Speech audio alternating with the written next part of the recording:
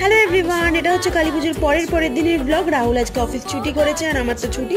আমরা যাচ্ছি আজকে শ্যামবাজারে ফেনকো গোল্ডে গয়না কিনতে। বাবা মা ওদিক থেকে আসছে আর ও ঘড়ি পরে আসতে ভুলে গেছে। এটা তো ভয়ঙ্কর একটা অন্যায় হয়ে গেছে।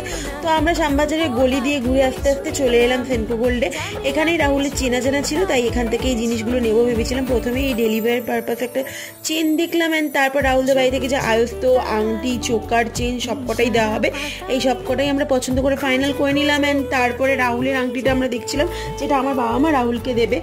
ওরা ওদের প্রেফারেন্স অনুযায়ী আমাদের একটা প্ল্যাটিনামের আংটিও দেখিয়েছিল, বাট আমাদের অতটা ভালো লাগেনি। রাহুলের যদিও পছন্দ ছিল, তারপর মা আমার জন্য একটা নিল বিয়ের দুল। এখন আমরা এসেছি হাতিবাগানে রিমের কিছু জিনিস কেনা ছিল, আমারও কিছু জিনিস কেনা ছিল। আর এই হাটটা রিমকে কেমন লাগছে বলো তো? ও ভীষণ স্কেপটিক্যাল, বিয়েতে নাকি এই হাটটা পরলে ওকে একদমই ভালো লাগবে না। এই শ্যামবাজারের মোড়ের মাথায় এলাম, এসে এখান থেকে একটু চাউ অর্ডার করে সবাই মিলে চাউ খেলাম। তো এখন বাড়ি যাই, খুব তাড়াতাড়ি বিয়ের অন্য মিনি ব্লগ